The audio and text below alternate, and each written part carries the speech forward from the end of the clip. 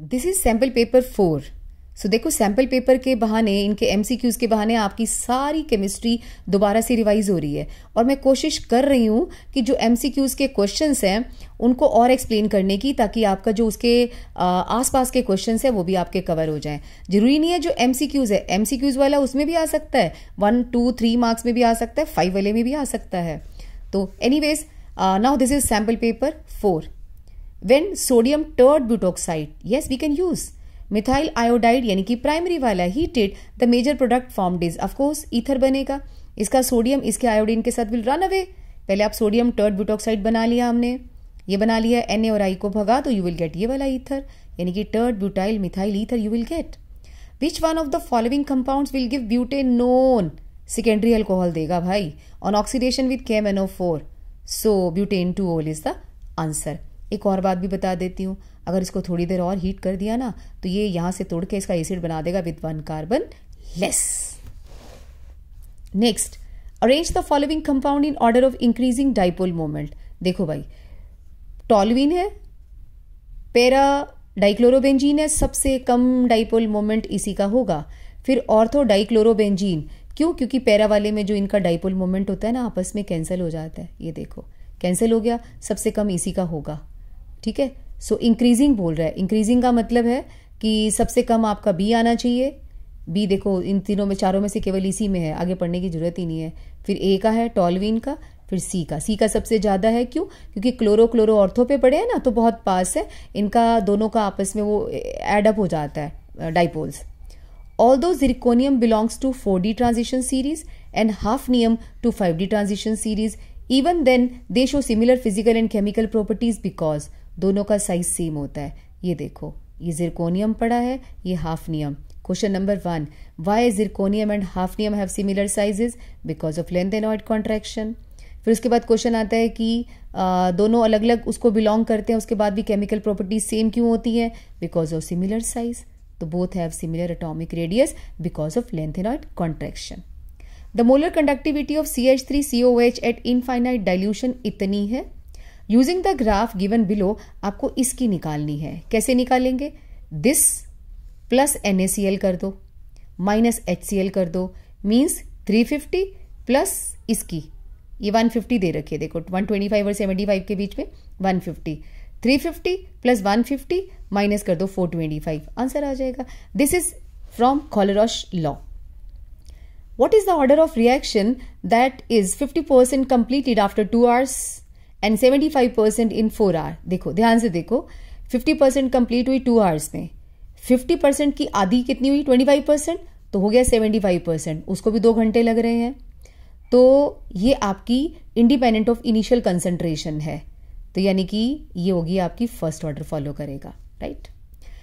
क्योंकि first order में जो टी हाफ होता है that was independent of initial concentration, और ये अपने आप में बहुत इंपॉर्टेंट क्वेश्चन है। जीरो ऑर्डर रिएक्शन में जो टी हाफ होता है that is directly proportional to initial concentration. Both of these points are very important. Which of the following statement is incorrect? ethers are less soluble than corresponding alcohols? True. ethers are polar in nature? Yes, because इनकी structure bent होती है और lone pair की वजह से ये polar होते हैं। Oxygen atom in ether is sp? No, it is sp3 hybridized. This is wrong. The coordination number of central metal ion in this, coordination number का मतलब होता है कि लिगेंड और मेटल के बीच में कितने बॉन्ड्स हैं। ये ऑक्सिलेट है, एक ऑक्सिलेट 2 बॉन्ड बनाता है, 2 into 3 कितना हुआ? 6, तो कोऑर्डिनेशन नंबर है 6। What would be the major product of the following reaction? This is benzene sulfonyl chloride and this is amine. तो बनेगा क्या? Cl और H आपस में भाग जाएंगे और यहां से कनेक्शन जोड़ दो अपना, तो एक तो बनेगा आपका HCl और एक इन दोनों को जोड़ दो। HCl की ऑप्शन एक ही में है केवल, ये आंसर है आपका। ये हिंसबर्ग टेस्ट है, यहां बता देती हूँ। प्राइमरी एमीन हिंसबर्ग के साथ रिएक्शन करता है और जो भी प्रोडक्ट बनेगा यानी कि ये वाला, ये सोल्यूबल इन अल्कली होता है, सेकेंडरी वाले का सोल्यूबल नहीं होता। चलो तुम्हारी साथ साथ डिस्टिंक्शन भी होगी प्राइमरी और सेकेंडरी के बीच में। Next, which one of the following aldehyde does not give Cannizzaro? Number 1, Cannizzaro normally benzaldehyde और फॉर्मेल्डिहाइड शो करते हैं जिनका HCHO, ये रहा, तो अल्फा हाइड्रोजन ना हो, ना इसका होता है ना इसका होता है। अब यहाँ ढूंढने कैसे, एसिटल्डिहाइड में तो होता है अल्फा, तो यही आंसर है। अल्फा वाला क्यों देगा? Which one of the following is an example of vicinal dihalide? Vicinal का मतलब होता है हेलोजन एडजेसेंट कार्बन पे होना चाहिए। Dichloromethane, no. 1,2 dichloro, yes, B is the right answer. और एक जेमिनल भी होता है। जेमिनल डाइहेलाइड क्या होता है? जब एक ही कार्बन के ऊपर दोनों हेलोजन लगे होते हैं, यानी कि ये वाला। The conversion of benzaldehyde into methyl benzene by zinc amalgam and hydrochloric acid is known as Clemmensen reduction. Rosenmund में क्या होता है? RCOCl RCHO में बदल जाता है in the presence of H2, PDB, SO4, sulphur, xylene, बहुत सारा सामान बनना होता है इसमें। वॉल्फ किशनर 2 स्टेप की होती है। इसमें पहले हम हाइड्राजीन लेते हैं, फिर हम लेते हैं ग्लाइकोल। 2 स्टेप की रिएक्शन है, उसमें भी यही बनेगा, बेंजल्डिहाइड से टॉल्विन ही बनेगा, बट जिंक एमलगम वाली क्लीमेंसन रिडक्शन होती है। बिर्च रिडक्शन में क्या होता है? बिर्च रिएक्शन में जो ट्रिपल बॉन्ड होता है ना, वो डबल बॉन्ड में कन्वर्ट हो जाता है, पार्शियल रिडक्शन को बोलते हैं। The number of ions produce from this, इसको वाटर में डिसॉल्व करो तो क्या बनेगा? आप देखो, 3 तो ये क्लोरीन है और एक ये पूरा साबुत बनेगा, यानी कि 4 आयोन्स बनेंगे। आंसर है ये वाला। Zero order reaction can be represented graphically as follows. Rate, concentration बढ़ाओ या घटाओ, रेट की मतलब रेट पे कोई फर्क नहीं पड़ता है, तो हमें कह रहा है इसका स्लोप और रेट ऑफ द ग्राफ बता दो। देखो पहले तो इसकी एक्सप्रेशन लिखना पड़ेगा, it is given here.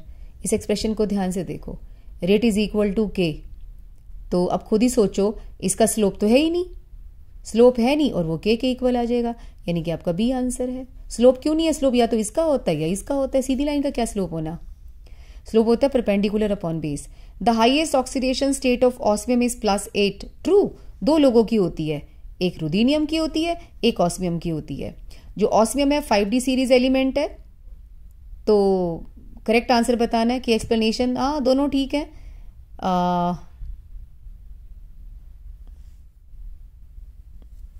Right, ये कैसे जस्टिफाई हो रहा है कि 5D सीरीज है? ये अपने आप को एक्सपैंड कर पाएगा, ऑर्बिटल्स का नंबर इसके पास ज्यादा होगा।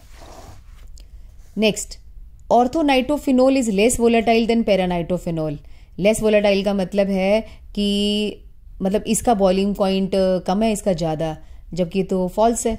ऑर्थोनाइट्रोफिनोल मोर वोलेटाइल होता है इंट्रामोलिकुलर H बॉन्डिंग की वजह से। There is intramolecular H bonding in ortho, ये तो ट्रू है बट ये फॉल्स है, तो आपका आंसर डी आएगा। 17 question, Tollens reagent, Benedict solution and failing solution are reducing agents. No, they are oxidizing agents. याद करो, they oxidize aldehyde but they can't oxidize ketone, क्योंकि ये mild oxidizing agents होते हैं। Mild oxidizing agents like chlorine और bromine water convert glucose to gluconic acid. True. तो ये true है, ये false है, तो आपका आंसर D है। Order of basicity of amines in gaseous phase is ammonia. No, tertiary होता है। Gaseous state में tertiary, सेकेंडरी और प्राइमरी होता है, ये फॉल्स है। गैसियस स्टेट में जो बेसिक करेक्टर होता है एमीन्स का, increases with the increase in number of alkyl groups. Yes, this is true. True, false, तो डी आपका आंसर है। Now we have done total 4 sample papers. Good, go.